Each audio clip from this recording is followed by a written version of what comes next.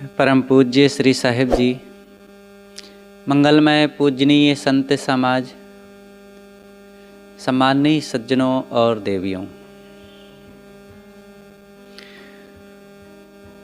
सद्गुरु अभिलाष साहिब जी ने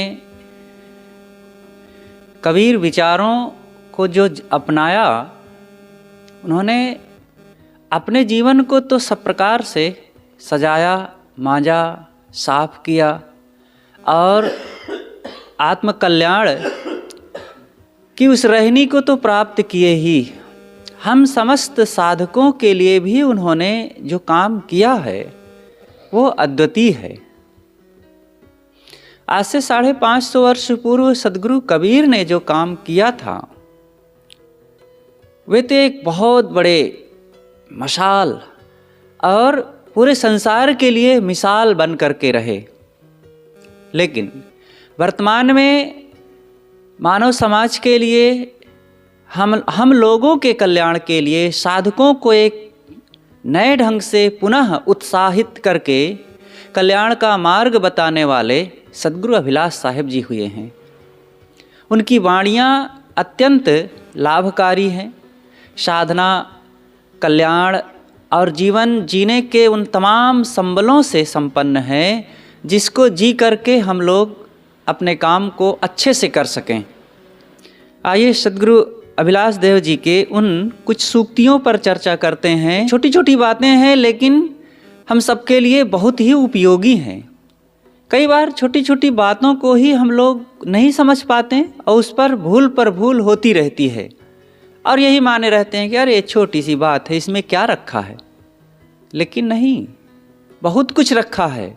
चाहे जितना बड़ी गाड़ी हो, अगर उसमें खास जगह का एक छोटा सा नट बोल्ट ढीला हो गया तो गाड़ी खड़पट करने लगती है। ऐसे हमारा जीवन है। छोटी छोटी बातों का भी बहुत बड़ा मूल्य होता है और इसको व्यवस्थित करना ही चाहिए। पहली बात है, प्रातः काल उठ करके माता पिता तथा गुरुजनों को प्रणाम, बंदगी तथा दंडवत करो। ये हमारे दिन की शुरुआत है और जब ऐसी शुरुआत करेंगे पवित्र भाव और आभार भाव रख करके, तो निश्चित है हमारा दिन अच्छा होगा। इसी के विपरीत अगर कोई उल्टा करता है तो सोचो, सुबह से ही उसके मन में खिन्नता आ गई, अशांति आ गई, तनाव आ गया। अब भला वो पूरे दिन को कैसे प्रसन्न रह पाएगा, कैसे अच्छे से जी पाएगा। इसलिए हमें इस प्रकृति का ही नहीं, जिन जिन लोगों से हमारा उपकार हुआ है उन सब के प्रति आभार व्यक्त करते हुए, नमन करते हुए अपने दिन की शुरुआत करें। और उन उपकारियों में सबसे पहले माता पिता और गुरुदेव हैं और फिर आसपास जो हमारे बड़े बुजुर्ग हों उन सब के प्रति दंडवत, प्रणाम, बंदगी और नमन का भाव होना चाहिए। दूसरी बात है, सद्ग्रंथों का अध्ययन तथा मनोनिग्रह रोज करो।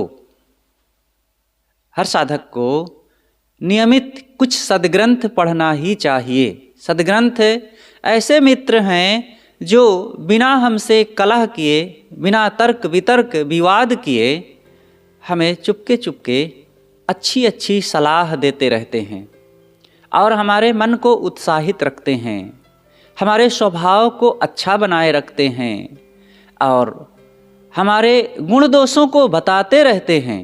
इसलिए सबको सद्ग्रंथ पढ़ना चाहिए। उसके बाद मनोनिग्रह करना चाहिए। मनोनिग्रह का मतलब होता है मन को रोज रोज ठीक करो। जैसे रोज रोज घर में झाड़ू लगाया जाता है, वैसे ही मन में रोज रोज कुछ ऐसे विचार दो कि जिससे अंदर का सिस्टम ठीक होता रहे, अंदर सफाई होती रहे, ताकि आप ऊर्जावान बने रहें। तन की ऊर्जा जितनी महत्वपूर्ण है उससे भी कहीं ज़्यादा महत्वपूर्ण मन की ऊर्जा होती है। और वो मन को जब ठीक किया जाएगा, साधना की जाएगी, रोज बैठा जाएगा और ऐसी खुराक ज्ञान विचार की लिया जाएगा, तब मन को शक्ति मिलेगी, वो ऊर्जावान बना रहेगा। तीसरी चीज है, किसी को किसी प्रकार से गाली मत दो। गाली बकना वैसे ही बहुत बुरी बात है, लेकिन सीधी हम जुबान से गाली नहीं दे रहे हैं, दूसरे ढंग से किसी का अपमान कर रहे हैं, किसी का मजाक कर रहे हैं, किसी को कष्ट देने वाली बात बोल रहे हैं, व्यंग बोल रहे हैं और आंखें तरेर रहे हैं, ये सब किसी को दुख देना ही है। अगर आप सम्मान चाहते हैं तो दूसरों का सम्मान करना सीखिए। आप सम्मान चाहते हैं कि लोग हमसे मीठा बोलें, लोग हमसे मुस्कुरा के बोलें, लोग हमसे प्रेम से बोलें, लोग हमारे लिए कोई ऐसी हरकत ना करें कि जिससे हमारे मन में कष्ट हो, और हम कर रहे हैं ये सब, भला कैसे हमारा सम्मान होगा? सम्मान करना सीखना चाहिए।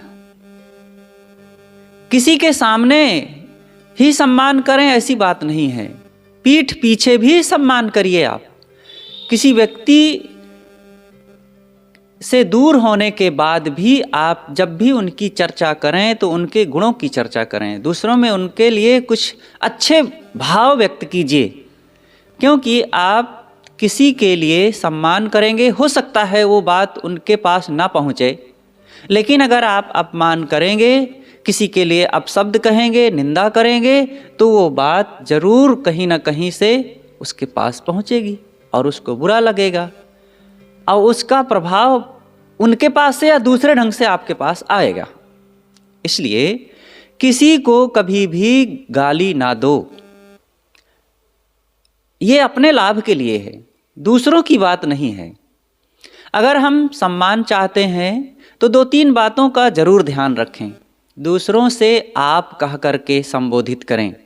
आप नाम लीजिए तो सदैव जी लगाइए, अमुक साहेब जी, भगत जी और अमुक देवी जी लगाइए, क्या हर्जा होता है? भोजन का स्वाद बढ़ जाता है जब थोड़ा सा घी पड़ जाता है, और बातों का स्वाद बढ़ जाता है जब थोड़ा सा जी लगा दिया जाता है। तो क्या खर्चा होता है जी लगाने से? नाम लीजिए लेकिन जी लगा दीजिए, अमुक साहेब जी, और उनकी प्रशंसा थोड़ा सा कीजिए, सामने ही नहीं पीठ पीछे भी। और क्या करना चाहिए? थोड़ा थोड़ा उनके लिए ध्यान रखें। आपका स्वास्थ्य ठीक है? कोई दिक्कत तो नहीं है? आपके लिए कोई ज़रूरत तो नहीं है? आपने भोजन किया है कि नहीं? थोड़ा सा ख्याल करना है। बस इतनी बात अगर आप पूछ लेते हैं तो उसके मन में एक अंदर से फीलिंग होने लगती है कि अच्छा ये मेरा ख्याल रखते हैं। अगर बन सके तो पूर्व की कोई अच्छी बात थोड़ी सी चर्चा कर लीजिए। कल आपने ये कहा था, बहुत अच्छा लगा, ऐसा रहा। अगर कोई अनसुहाती बात हुई है तो उसको नज़रअंदाज कीजिए, इधर उधर कीजिए, छोड़ दीजिए, भूल जाइए उसको। सदैव दूसरों की अच्छाइयाँ याद रखो और अपने दोषों को याद रखें कि हमारे अंदर में कौन कौन से दोष हैं। लेकिन उल्टा करते हैं, दूसरों के दोषों को हम याद रखते हैं, और हमने थोड़ा सा किसी के साथ उपकार क्या कर दिया, थोड़ा सा अच्छी बात क्या कह दिए, उसको महीनों याद किए रहते हैं। यही है व्यवहार को, व्यक्तित्व को, स्वभाव को बिगाड़ने का साधन। इसलिए कभी भी किसी को गाली ना दो। किसी की कोई वस्तु कभी भी चुराओ मत। अगर जरूरत है तो उनसे पूछ लो, मांग लो। वैसे तो वैसे काम चलाओ, अपनी मेहनत से कमाओ, जो कुछ मिल जाए वही काफ़ी है। लेकिन साथियों में, लोगों में, भक्तों में, संतों में और अपने परिवार के लोगों में जहाँ हैं, कुछ चीज़ें लेना देना पड़ता ही है। और बहुत ऐसी निर्वाहिक चीज़ें होती हैं कि दूसरों से सहयोग लेना पड़ता है, तो उनसे बात कर लें, उनको बता दें अथवा पूछ लें उनकी सहमति हो जानी चाहिए। तो इससे दूसरे लोग भी आश्वस्त रहते हैं और हमारे मन में भी निर्भयता रहती है, प्रसन्नता बनी रहती है। तो ये तो एक व्यवहार है, चुराना नहीं हुआ। लेकिन कुछ लोगों के मन में थोड़ी सी मलिनता होती है और चुपके से ले लेने की बात होती है, थोड़ा सा फायदा ले लेने की। और दूसरे लोगों में, दुकान में सब्जी खरीदते समय या और भी अनेक ढंग से, तो ये चुराने वाली आदत बहुत बुरी है। कभी भी किसी की कोई चीज़ किसी तरीके से अनधिकृत रूप में मत लीजिए, ये चोरी कहलाती है। किसी से कभी भी झगड़ा मत करो। हम भारतवासियों की ये बहुत गलत आदत है, थोड़े थोड़े में चिढ़ जाते हैं, झगड़ जाते हैं, विवाद कर बैठते हैं, अपशब्द कहने लगते हैं, बैर विरोध बना लेते हैं, मुंह फुला लेते हैं। ये अच्छी बात नहीं है। सहो, थोड़ा सा सहना आना चाहिए और थोड़ा सा बच करके रहना आना चाहिए। सह ले, कोई कुछ कह दिया है तो सह ले थोड़ा। और हम अपनी तरफ से कुछ बोलें तो अपने स्वभाव का प्रयोग करो। हम हरदम रिएक्शन में रहते हैं और रिएक्शन में रहने वाला व्यक्ति कभी भी सुखी नहीं होता और ना उसकी जुबान अच्छी होती है। रिएक्शन का मतलब होता है अगले के प्रभाव के अनुसार हम अपने स्वभाव को व्यक्त करते हैं। हम अपनी ओरिजिनलिटी क्यों नहीं रख पाते हैं? कोई कैसो बोल रहा हो, हम अपने स्वभाव को व्यक्त करें। हमने क्या सीखा है आज तक? हमारी इतनी उम्र बीत गई है, हम इतने बुजुर्ग हो गए, पुराने हो गए, साधु हो गए, भगत हो गए, और हम अभी रिएक्शन में पड़े हुए हैं। अगला कुछ बोल रहा है तो उसके अनुसार हम बोलते हैं। नहीं, ऐसा नहीं, अपने अनुसार बोलो। हमने क्या आज तक सीखा है? तो इससे व्यवहार कभी खराब नहीं होगा, आपकी जुबान कभी खराब नहीं होगी और फिर स्वभाव बिगड़ने के बजाय और अच्छा होता जाएगा। अपने कपड़े, हाथ, दांत, आँख तथा शरीर मैले ना रखो, बल्कि उन्हें साफ रखो। गंदे आदमी को कोई अपने पास नहीं बैठाना चाहता है। साफ सुथरे व्यक्ति को सब पसंद करते हैं। इसलिए अपनी व्यवस्था को खुद संभालिए। ये आपका थोड़े थोड़े में व्यवहार बनता है या बिगड़ता है। लोग थोड़ी थोड़ी बातों में सोचते हैं क्या होता है, हाथ को गंदा रखे हैं, कहीं आँख में ले गए तो कहीं जहाँ तहाँ ले गए और हाथ गंदा किए हैं, फिर पकड़ लिए, फिर किसी को कुछ देने लग गए खाने के लिए। तो ये अच्छी बात नहीं है। दांत साफ रखें और कपड़े साफ रखें। इस प्रकार से व्यक्ति को अपने व्यवहार और रहन सहन को पवित्र तथा व्यवस्थित बनाए रखना चाहिए। कड़वी बात ना करो, बहुत ऊंचे स्वर में तथा चिल्लाकर ना बोलो। धीरे से बोलो, संभाल करके व्यवहार करें, बात करें। किसी की बुराई तथा चुगली निंदा ना करो। किसी की बुराई करना ये अच्छा नहीं है। चुगली ना करो, किसी की निंदा ना करो, किसी की बात काट करके बात ना करो। दो लोग बात कर रहे हैं और इतने में एक दूसरा आकर के बीच में कुछ वो बात करता है, तो ये ठीक नहीं है। जब किसी से मिलने जाओ, अपनी बात या काम करके वहाँ से आज्ञा मांगकर शीघ्र चल दो। अधिक समय बैठकर या व्यर्थ बात करके समय को नष्ट ना करो। ये हमारी सावधानी होगी कि जब किसी से मिलो तो बात करके, काम करके फिर शीघ्र वापस हो जाओ। अब वहाँ जा कर के आप तर्क वितर्क कर रहे हैं और भी हम समय गंवा रहे हैं वहाँ, तो धीरे से हमारा व्यवहार खराब होगा, समय व्यर्थ जाएगा। इसलिए सजगता रखें, अपने व्यवहार को खुद संभालें। कहीं जाओ या अपने घर ही में रहो, जूता चप्पल खड़ाऊँ आदि यत्र तत्र बिखेर करके ना रखो। हर चीज़ की एक व्यवस्था होती है और उसका ध्यान रखना चाहिए। सुबह 4-5 बजे ही बिस्तर से उठ जाओ और सोकर उठने के पश्चात कपड़े से छाने हुए स्वच्छ जल से तुरंत कुल्ला करो। कुल्ला करते समय मुख, दांत, जीभ, गलफड़ आदि को उंगलियों से खूब रगड़ करके धो, जिससे सोते समय में मुख में जमे हुए विषाक्त परमाणु धुल जाएं। कुल्ला करके जल पियो और फिर शौच जाओ। ये हमारी जो दिनचर्या है, इस प्रकार से हमें साफ रखना चाहिए। ये खान पान के लिए सावधानियां हैं। टट्टी करते समय जब आप पात्र रखते हैं तो थोड़ा सा दूर रखिए। ये शौचालयों में भी, जहाँ पर हम पक्के शौचालय में जाते हैं, वहाँ भी सावधानी रखना चाहिए।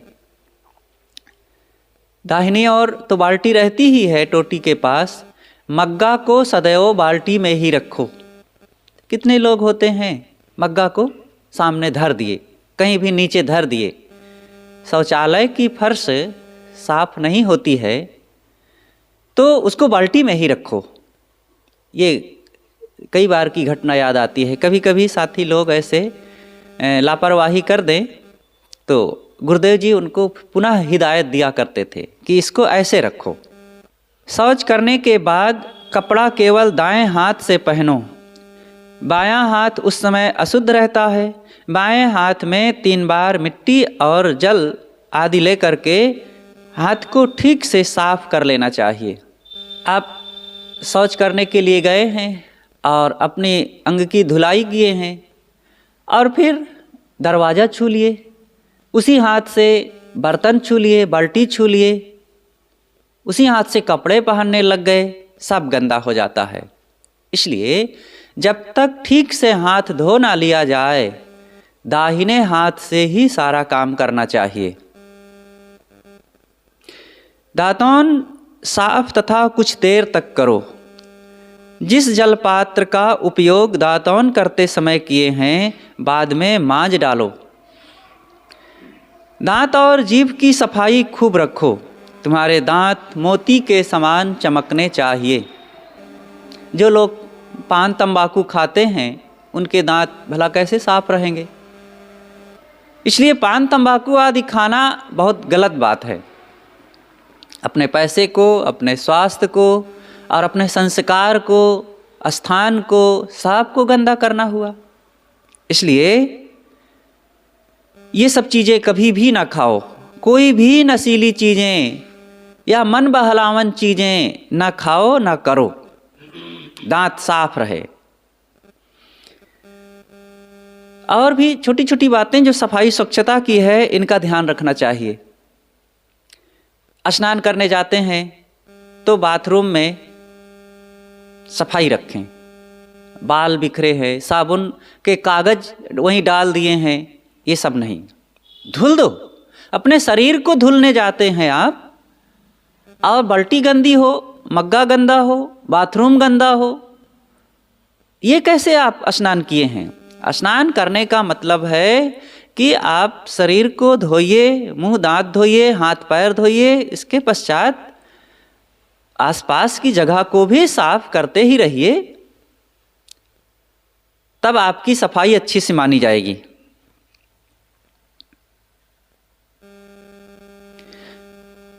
सदैव जल कपड़े से छान कर पीना चाहिए। नए कपड़े का जल छक्का बनाना चाहिए और उससे केवल जल ही छानना चाहिए। पानी छान करके पियो, क्योंकि अब छान करके पीने पर कुछ लोग तर्क करते हैं, क्यों साहब, पानी तो साफ ही रहता है। ये आपके पवित्रता और आपके मन की शांति के लिए बड़ा सहयोग करता है। साफ है पानी, फिर भी छान लो। रखा हुआ है काफ़ी देर से। अब तो कुएं का उपयोग होता नहीं है, नल से आता है, तो भी छान लें। छान लेने से कहीं रेत के कण हैं या और कुछ रखे हुए पानी में पड़ गया है, तो स्वच्छ हो जाता है, और उससे ज़्यादा, पानी से ज़्यादा अपना मन स्वच्छ होता है। हमारी दिनचर्या पवित्र होती है, हम पानी छान करके पी रहे हैं। इसलिए सदैव छना हुआ पानी पियो। और छानने के लिए कोई भी कपड़े से न छानने लग जाओ, साफ कपड़ा हो, सूती हो, और उससे केवल पानी ही छाना जाए, दूसरी चीज़ें नहीं। ऐसे रसोई घर में भी कुछ कपड़ा रखना पड़ता है, ज़रूरी है। तो जैसे बर्तन उतारना है, गरम बर्तन है उतारना है, या बर्तन पकड़ना है भोजन बनाते समय। अब ये काम करने के लिए कुछ लोग पहने हुए कपड़ों का उपयोग कर लेते हैं, ये ठीक नहीं है। कोई भी पहने हुए कपड़े, नर नारी के कपड़े हों, कभी भी भक्तों के घर में भी भंडार में उन चीज़ों का उपयोग ना करो। कहीं कहीं हम देखते हैं कि ये बहुत गलती होती है। तो नया कपड़ा हो, साफ कपड़ा हो, और उसको समय समय से धुल लिया जाए, भंडार में ही उसका उपयोग किया जाए, दूसरी जगहों में नहीं। चावल, दाल, साग, भाजी आदि अमनिया करके घी, दूध, तेल और जल कपड़े से छान करके ही काम में लेना चाहिए। भोजन बनाना पड़ता है तो चावल को देख लें, अमनिया कर लें, उसमें कंकड़, कीड़े, घास, पत्ते कहीं कुछ पड़े तो नहीं है, फिर धुल लीजिए। इस प्रकार से साफ करके ही भोजन बनाओ।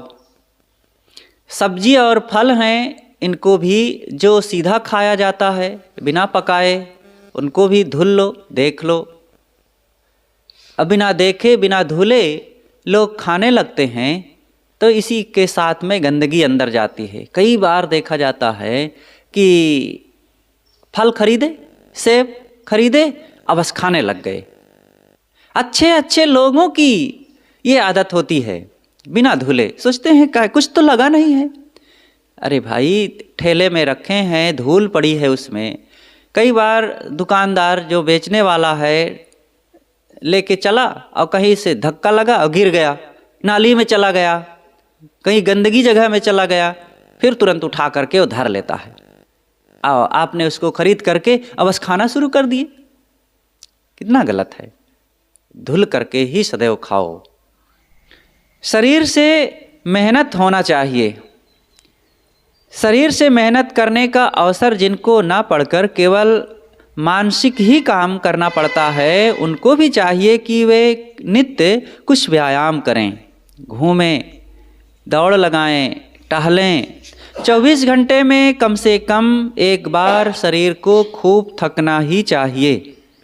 शरीर सम हुए बिना ना पाचन सिस्टम ठीक रहेगा और ना स्वास्थ्य सही रहता है। शरीर हमारा मेहनत मांगता है, इसको श्रम चाहिए। अरे केवल शरीर ही नहीं, कोई गाड़ी है, गाड़ी को भी रख दो, साल भर रखी रहे, अब फिर देखिए उसका क्या हाल होगा। अच्छी नई खास मजबूत गाड़ी भी साल भर के बाद जब आप शुरू करेंगे तो बहुत कुछ उसका सिस्टम बिगड़ गया रहेगा, और उसको आप बिना ठीक करवाए मैकेनिक के पास नहीं चला सकते। फिर शरीर को कैसे आप ठीक रख पाएंगे? इसको भी मेहनत चाहिए। केवल खिलाते पिलाते रहना ठीक नहीं है, मेहनत, खिलाने का इसमें से कुछ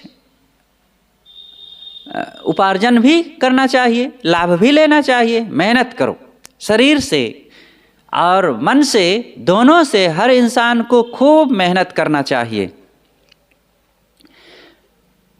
खूब भूख लगने पर ही पेट में कुछ भोजन डालो, और जब खाओ तो थोड़ा सा पेट खाली रखो, 4 का और कम खाओ। बिना भूख लगे जो लोग खाते रहते हैं तो ज़्यादा खा लेंगे और बाद में पेट में परेशानी हो जाएगी। और फिर थोड़ा थोड़ा रोज़ रोज़ ज़्यादा खाते रहने से कब्ज बनती है और पता नहीं चलता है। लोग कहते हैं साहब थोड़े तो खाते हैं, अब भूख ना लगने के कारण वो थोड़ा तो खाएंगे ही, लेकिन वह थोड़ा भी आपके पेट को कमज़ोर करता जाएगा और कब्ज बढ़ती जाएगी। फिर अनेक दिक्कतें शुरू हो जाएंगी, गैस उत्पन्न होगी और वो गैस फिर शरीर के किसी भी कमज़ोर अंग को प्रभावित करेगी। यहाँ तक कि आपके पेट खराब होने से, वहाँ गैस उत्पन्न होने से, कब्जियत होने से दांत में, गले में, आंतों में और आँख में, हाथ पैर, कमर, पीठ में ये सब प्रभाव पड़ता है। और ख़ास रूप से पेट खराब होने पर पाइल्स तो होना ही है। इसलिए भोजन में सावधानी होनी चाहिए। भूख लगने पर खाओ, 2 कौर कम खाओ और समय से ऐसा खाओ कि समय पर भूख लग जाए। और बीच बीच में जल्दी जल्दी खाते रहना ये अच्छी बात नहीं है। आपके एक बार भोजन करने के बाद दूसरे वक्त खाने में कम से कम 5 घंटे का तो डिस्टेंस होना ही चाहिए। इसलिए सुबह जैसे आप 7 से 8 बजे तक जलपान करते हैं तो 12 से 1 बजे तक ही भोजन करें। अगर भोजन 12 बजे दोपहर में करना है तो सुबह बहुत थोड़ा जलपान होना चाहिए, ज़्यादा नहीं।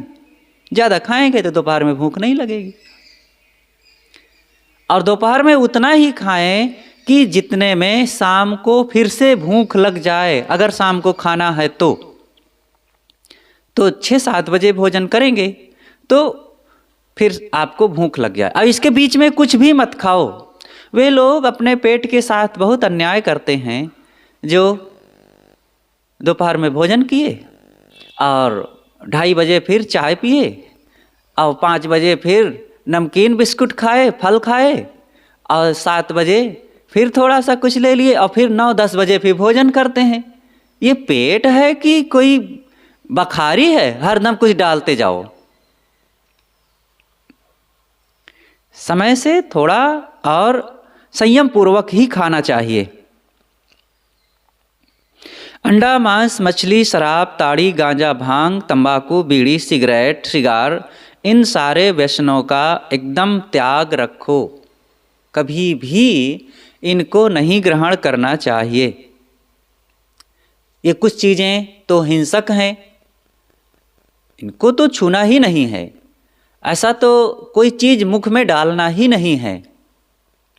कुछ चीज़ें होती हैं मादक होती हैं, नशीली होती हैं और नशा हमारे मन तथा मस्तिष्क को विकृत करता है, बुद्धि को खराब करता है, हमारी जुबान में उद्दंडता, उच्छृंखलता लाती है। इसलिए इन मादक चीज़ों का भी कभी सेवन ना करो। घर द्वार रास्ते आदि में जहाँ तहाँ थूको मत। पान खा खा करके जो लोग जहाँ तहाँ थूकते रहते हैं वे अपने दांतों को तो खराब करते ही हैं, जगह को भी खराब करते हैं। अतएव इसका त्याग करना ही अच्छा है। चाय स्वास्थ्य के लिए हितकर नहीं है, बन सके तो इससे भी बचें। अधिक पीना तो बहुत ही बुरा है। जो लोग पान, सुपारी, तंबाकू आदि खाते हैं उनकी महानता है कि इतना नुकसान उठाने के बाद भी वे खाते रहते हैं। कोई लाभ नहीं है, नुकसान ही नुकसान है। और सब समय अपने मुंह को एक भट्ठी की तरह, चूल्हा की तरह बनाए कुसंस्कारी, अमानव दिखते रहते हैं और फिर भी वे लेते हैं। पैसा तो खराब करते ही हैं। अपने बाल बच्चों से भी वे कभी भी आदर नहीं पाते हैं अपनी इन आदतों के कारण। और जहाँ तहाँ थूक थूक करके जगह वातावरण को गंदा किए रहते हैं। हमारे भारतवर्ष में तो जहाँ भी चले जाओ, हॉस्पिटल के कॉर्नरों पर, सीढ़ी के कोने में, स्टेशनों पर, बस स्टैंडों में और गलियों में, सड़कों पर, शहरी जगहों में, देहाती जगहों में, कहीं भी जाओ इतना गंदा, इतना तो एक बैल, गाय, घोड़ा, गधे मलमूत्र करके जगह को गंदी नहीं करते हैं जितना ये पान, तंबाकू, गुटखा आदि खाने वाले गंदी करते हैं। इसलिए सभी सज्जनों और देवियों को इन चीज़ों पर ध्यान देना चाहिए।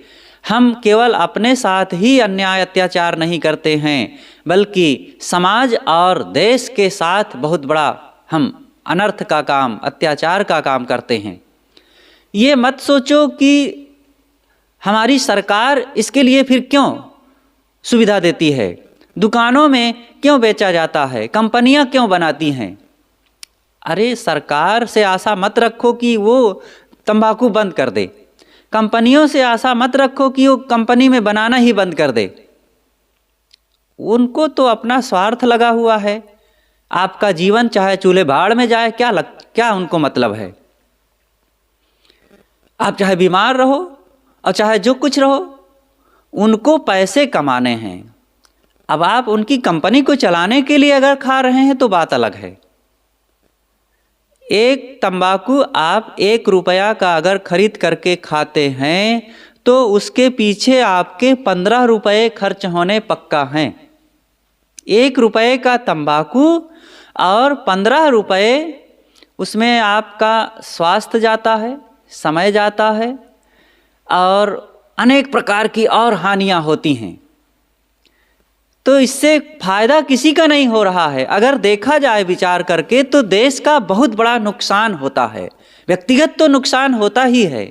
इसलिए इन नशीली चीज़ों को, दुर्व्यसन की चीज़ों को सदैव त्याग करके ही रहें।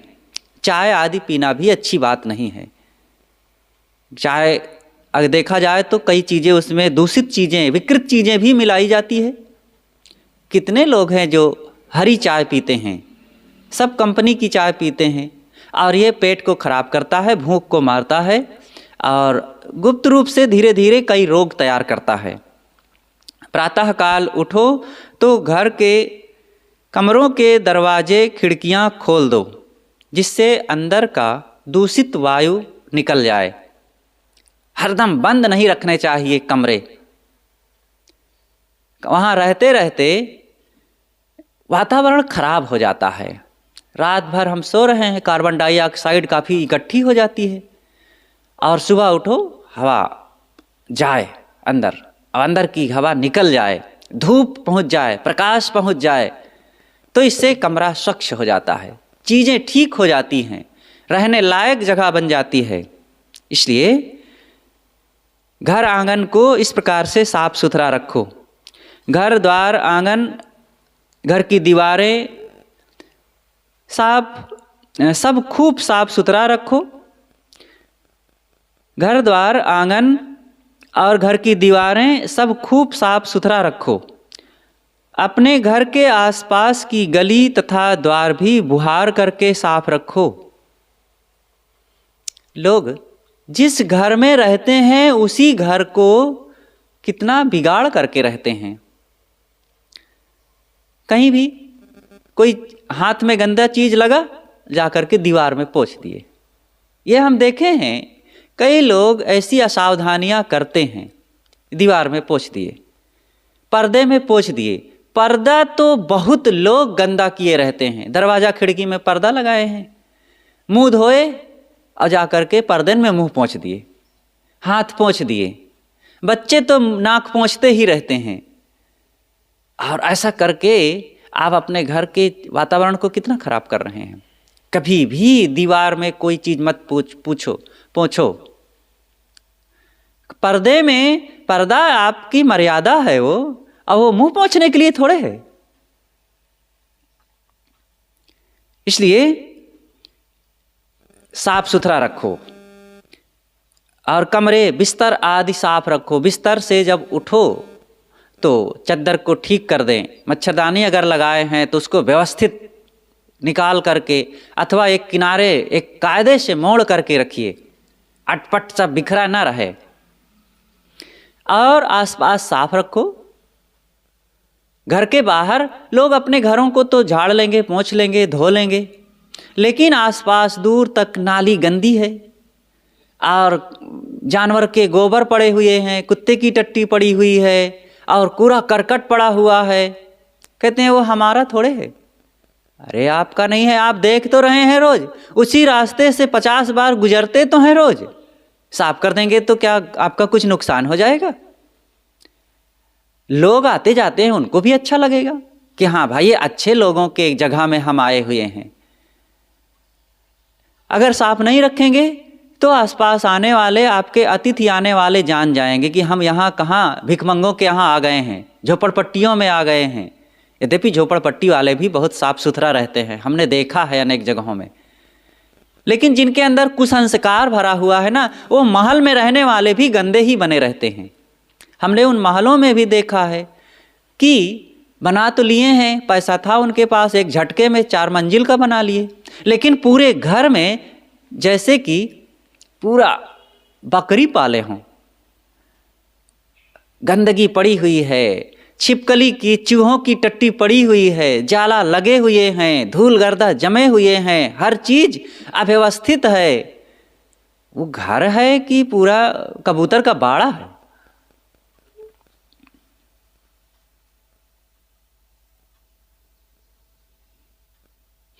जहाँ रहो सबसे मेल मिलाप करके प्रेम बनाए रखो, हर समय मनहूस तथा गंभीर मत बने रहो। ये भी बहुत ज़रूरी है।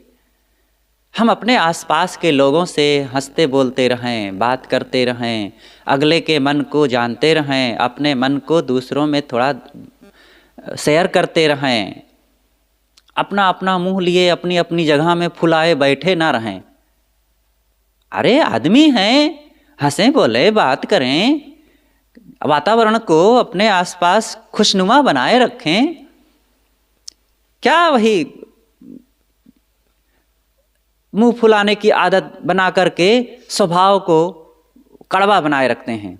एक बार तथागत बुद्ध के पास से उनके 2 शिष्य उज्जैन की ओर जाने लगे, तो अपने गुरुदेव से वे साधक प्रणाम करने के लिए गए। तो उन्होंने कहा कि ठीक है जाओ, आपस में प्रेम से रहना, कलह झगड़ा नहीं होना चाहिए। उन्होंने अंतिम में कुछ 2 शब्द आशीर्वाद के रूप में सुनाया।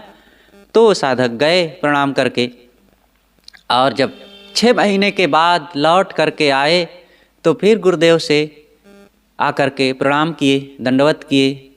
तो उन्होंने कुशल समाचार पूछा, कहें गुरुदेव सब ठीक है, कुछ आपस में विवाद तो नहीं हुआ? इतने दिन रहे, किसी ढंग से कोई मनमुटाव तो नहीं हुआ? कहे नहीं गुरुदेव, कुछ भी नहीं हुआ, कोई मनमुटाव नहीं, कोई विवाद नहीं। अच्छा, ये तो बहुत अच्छी बात है। कहें आपने कहा था ना चलते वक्त कि झगड़ना मत, तो हम लोग यहाँ से जाने के बाद ही मौन व्रत धारण कर लिए थे, तो आपस में हम लोग बात ही नहीं। कहें क्या तमाशा किए, घोड़े की जिंदगी जिए, बस मुंह लटकाए लटकाए मौन हो करके। अरे तुम्हें मुंह मिला हुआ है, जुबान मिली हुई है, बातें करो।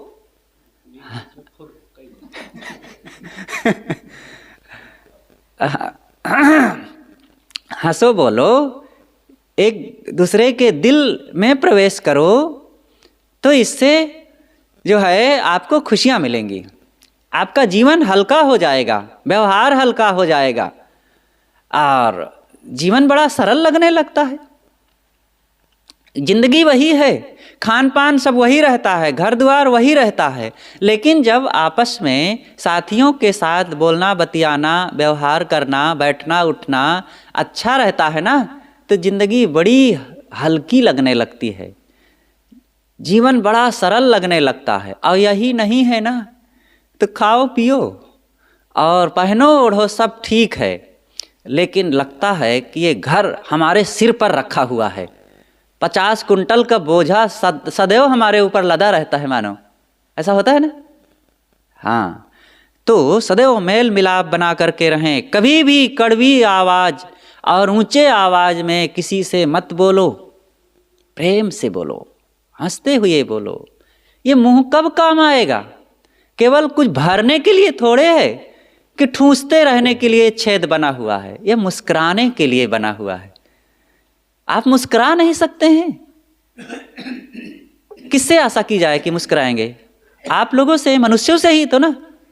एक बैल से, एक घोड़े से, एक कुत्ते से आशा की जा सकती है क्या कि वो मुस्कुराए? मनुष्य मुस्कुराता है, मुस्कुराओ, जब आप मुस्कुराते हैं तो बहुत सुंदर लगते हैं, और जब आप मुंह फुलाते हैं तब कैसे लगते हैं आप ही जानिए।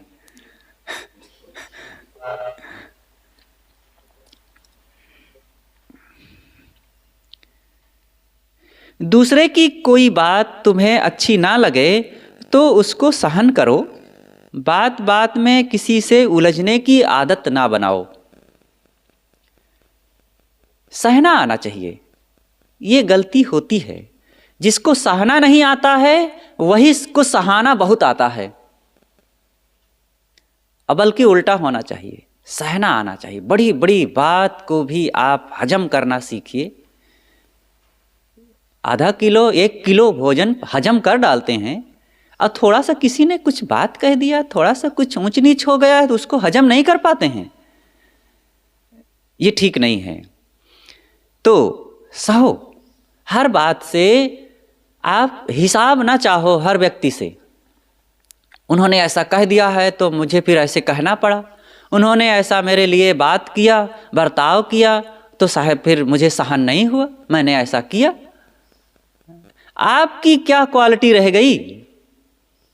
आप तो अपने को अच्छा मानते हैं, गुणवान मानते हैं, बुजुर्ग मानते हैं, ज्ञानी मानते हैं, तो वो आपका ज्ञान, वो बड़प्पन, वो बुजुर्गानी और वो समझदारी कहाँ गई? वो तो वैसा ही हुआ, तू मति हो अयान, ओ निर्गुणिया तय गुणवंता मति एक ही में शान। अरे उन्होंने ऐसा कह दिया तो उनसे भूल हो गई, उनसे गलती हो गई, तो आप तो समझदार हैं, आप तो पुराने हो गए हैं, आप तो गुणवान हैं, अब आप तो अपने को साधक और धैर्यवान मानते हैं, तो आपको चाहिए कि आप सह लें, संभाल लीजिए। किसी से थोड़ा बिगड़ जाए तो अगला संभाल ले। अब हम आप कह रहे हैं तो इसका मतलब केवल आप नहीं, हम भी, मैं भी, हमें भी इस प्रकार से होना चाहिए। सबको अपने अपने मन में ऐसा स्वभाव, ऐसा मन बना के रखना चाहिए कि बिगड़े काम बनते रहें। रोज रोज कहीं किसी ढंग से व्यवहार दूषित होने लग जाए, कोई कड़वाहट आने लग जाए तो ठीक कर लो। नया सवेरा रोज आता है, तो नया खुशियाँ क्यों न आवे रोज, नया प्रेम क्यों न आवे रोज, नई मुस्कान क्यों न आवे रोज? ये भी लाओ।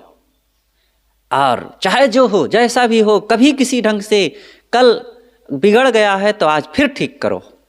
यही है समझदारी, यही है इंसानियत। लेकिन यही इंसान है तो सबसे ज़्यादा नकारा हो गया है। कल का नहीं, परसों का भी बैर आज ढोता है, परसों का है नहीं, पिछले महीने का भी ढोता है, पिछले बरस का भी ढोता है। ये ढो मत, कब तक ढोएंगे? भूले मन समझ के लाद लदनिया, ये ढोते ढोते तो जन्मों जन्मों बीत गए हैं। फेंको, बहाव मन मोटरी हो जा फकीर, ऐसे ही है ना, बहाव मन मोटरी हो जा फकीर। मन में बड़ी बड़ी मोटरी बांधे हम घूमते हैं। मोटरी जानते हैं? पोटली, गठरी, ये इच्छाओं कामनाओं का, राग द्वेष का और तू मैं का बंडल घूम रहे हैं सिर पर रखे, तो क्या होगा? किसका नुकसान होगा? अपना ही तो होगा। गर्दन टूटेगी, हरदम अशांति बनी रहेगी। आप सब आदमी सद्गुण संपन्न नहीं हो सकते। दूसरे से यह आशा ना रखो कि उसमें सब अच्छाई ही हो। ऐसा तुम अपने आप को बनाओ कि तुम सर्वगुण संपन्न हो जाओ। दूसरे के सद्गुण देखो, दुर्गुण केवल अपने देखो। दुर्गुणी से दुर्गुणी आदमी में भी कुछ सद्गुण होते हैं, फिर तुम्हारे साथियों में सद्गुण ना हो, यह कैसे हो सकता है? ऐसा अक्सर देखा जाता है कि लोग कहते हैं साहब उनमें तो ये आदत है, ये दुर्गुण है, इसलिए मुझे ऐसे कहना पड़ा। तो आप उस दुर्गुण को छोड़ दीजिए, उसके अंदर में सद्गुण भी है, उसको देखिए। जब आप सद्गुण देखेंगे और उसके सद्गुणों की थोड़ी सी प्रशंसा कर देंगे, और 1 दिन 2 दिन 4 दिन ऐसा आप करके देखिए, फिर देखिए उसके मन में आपके लिए प्रेम हो जाएगा। अगर उसके अंदर थोड़ी सी समझदारी होगी तो अपने उस दोष को वो निकाल देगा और आपके लिए वफादार बन जाएगा। तो अपने को हमें बचाना संभालना चाहिए, यही सीखना है। कितना हम मन को ठीक कर पाते हैं और कितना ध्यान में लीन होते हैं ये अलग बात है। जो छोटा छोटा ये व्यवहार है और ये थोड़ी थोड़ी बातें हैं, अगर इसको हम नहीं ठीक कर पाते हैं, क्या मन को खाक ठीक कर रहे हैं? एक एक घंटा बैठे रहते हैं, रोज समय खराब होता है। मन को संभाले, प्रसन्न रहना सीखें, हंसें बोलें और आपस में जहाँ रहें लोग देखें तो कहें वाह भाई कितने अच्छे लोग हैं ये। आपके कपड़े बहुत कीमती नहीं है, कोई बात नहीं। आपके थाली में कीमती भोजन नहीं है, कोई बात नहीं है। आपके रहने के लिए बड़े बड़े कीमती भवन नहीं है, कोई बात नहीं। आप बोरा बिछा करके बैठिए और साधारण गुदड़ी में सोइए, फटे कपड़े हो कोई हर्ज नहीं। साधु के लिए तो शोभा है उसके कपड़े फट जाएं तो, और रूखा सूखा खाना पड़े कोई हर्ज नहीं है। ये सब ठीक है, लेकिन मन अच्छा होना चाहिए, प्रसन्न होना चाहिए, स्वस्थ होना चाहिए, व्यवहार अच्छा होना चाहिए। हंसते बोलते रहें, हंसते मुस्कुराते हुए जिंदगी गुजारिए। तो ऐसा गुजारो। और ये अपने से शुरू करना चाहिए। तुम सबको सुधार करके यदि अपने आप का सुधार करना चाहोगे तो यह असंभव है। हम सबको सुधार लें तब अपना सुधारेंगे। लोग तो साहब अमुक अमुक दोष से वे परेशान हैं और हम ही अपने को कैसे ठीक करें? ये गलत है। स्वयं को सुधारें, स्वयं पहले ठीक बने, फिर अपने आप दूसरे लोग ठीक होते रहेंगे।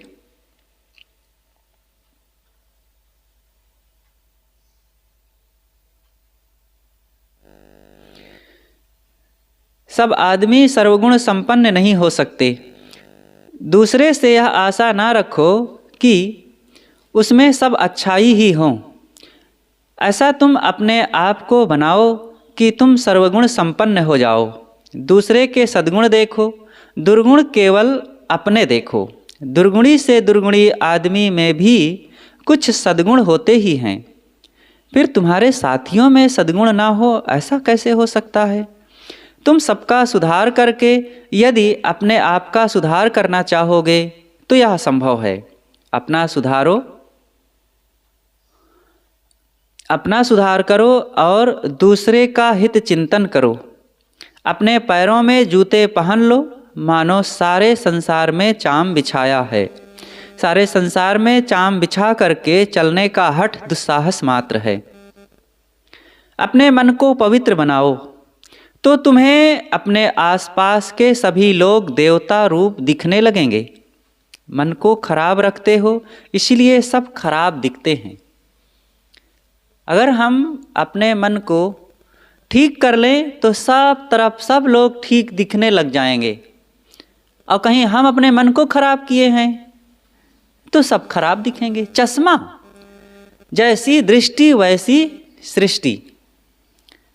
इसलिए हम अपने देखने के, बोलने के, सोचने के, जीने के तरीकों को ठीक करें, संसार अपने आप ठीक हो जाएगा। साथियों में तनाव रखना नरक का वास है, इसलिए साथियों में तनाव मत रखो। अपने चारों ओर हर समय मधुरता बिखेरते चलो और अपने व्यवहार को, अपने मन को और अपनी आदतों को जो इस प्रकार से संवारता चलता है, सुधारता रहता है और स्वस्थता, प्रसन्नता बनाए रखता है, उसी का जीवन स्वर्गमय होता है और वही सच्चा एक इंसान, सुखी इंसान बन पाता है। बस आज की बातें यहीं पर समाप्त करते हैं। बोलिए सद्गुरुदेव की जय।